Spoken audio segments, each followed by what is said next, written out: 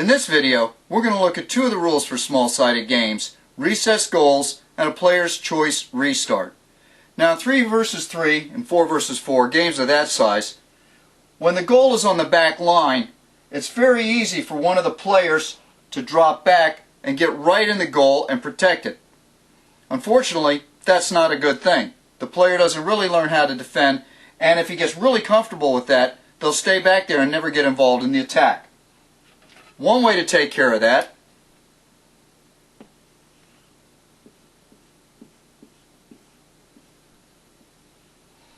is to put an area around the goal, sort of like a crease, 2 yards by 2 yards by 2 yards, and say that that's a dead zone. No one can go in there. So now the players have to play out on the field. If the ball goes in and stops, it's a dead ball. The game's restarted just like it would if it had gone off the field. Now one of the problems with that is that on the field itself, you now take a chunk out of the field at both ends.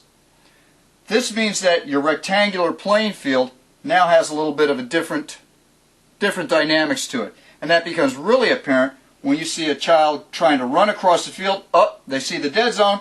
Now they have to run around it. Here's how recess goals can help solve this problem.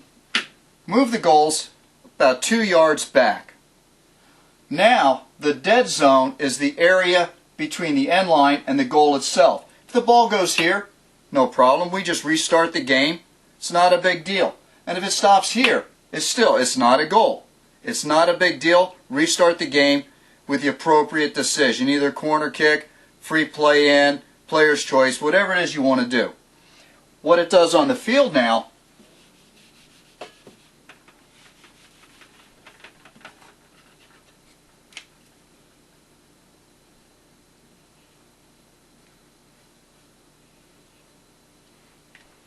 the field's a full rectangle. Players can move anywhere they want in any fashion. You don't have to worry about that dead zone influencing play. Now what happens when you have a goalkeeper? Well, let's take a look at that situation.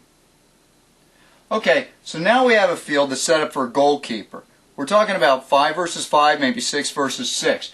The goal's on the back line, and we have to have some penalty area here, some area where you know the goalkeeper can use their hands and the area where they cannot. Now in reality, you're dealing with 8, 9, maybe 10-year-old kids. They don't have perhaps a lot of experience with this, and so for them, this is going to be a little confusing in itself. Another situation, the 1 versus 1. Now your young goalkeepers are going to have to confront this, where there's a breakaway or an opponent comes in, and they're going to have to deal with this situation. If you want to know what that looks like, just look at the movie The Big Green. But perhaps even worse than the 1 versus 1 is going to be the busy box. Those are those moments when the area is packed, the ball's pinging around, and everyone's yelling to the goalkeeper, use your hands, use your hands. There are a lot of feet down there. I could get hurt.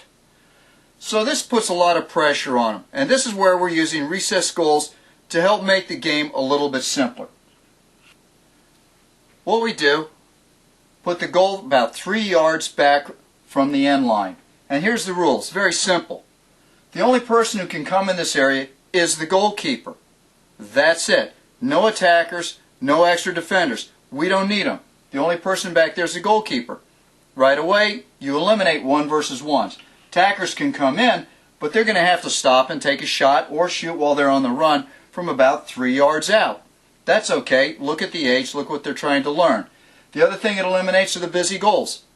You don't have a lot of kids standing around the goalkeeper and giving them a lot more problems than they can handle at this age. As a matter of fact, the only things that the goalkeeper really needs to work on at this point is simply shot stopping, a little bit of safe diving, falling on the ball, things like that, and then distributions, getting the ball, putting it back into play. Now how about the rules?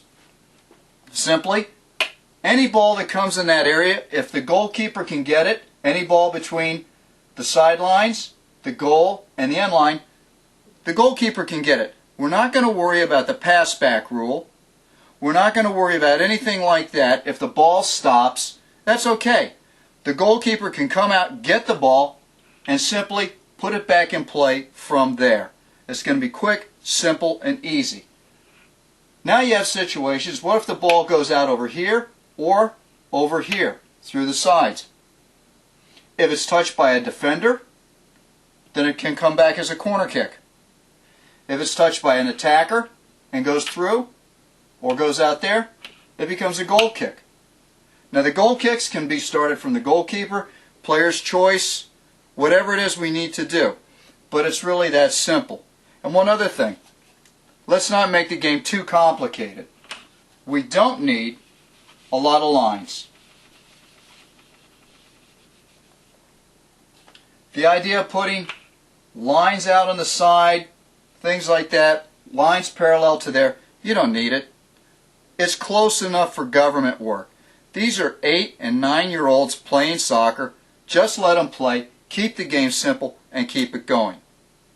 So now what we're going to do, we're going to look at that other rule, the idea behind player's choice restarts, and see what that does to the game and why it's so important. Simply put, player's choice means this. At every restart in the game, whether it would be a throw-in, a goal kick, a free kick, a kickoff, or a corner kick, the player who has the ball has the option of either passing or dribbling, depending on how they read the game and how they see the situation. The reason that this is so important is that for kids, when they're in possession with the ball, no matter who it is, him, her, no matter who, this kid must make a decision. Do I pass or do I dribble? It's the player's choice and the player's decision. Now it's one thing to have the opportunity to make it's one thing to have the responsibility to make the decision, but we need to give them the opportunity. And so what we do is we take the restarts, the throw-ins, the goal kicks, the kickoffs, the corner kicks, and we give them that opportunity, and the kids get to learn, look, slow down, get your head up, look around, what do you see, how do you read things, make a decision, and go from there. By combining this moment, restarting the game, with important educational lesson, the kids are going to end up being able to pick up this part of the game a lot quicker. Now there are a lot more opportunities to use recess goals and a player's choice restart in your regular form of training, and we'll look at some of those opportunities later on in different videos.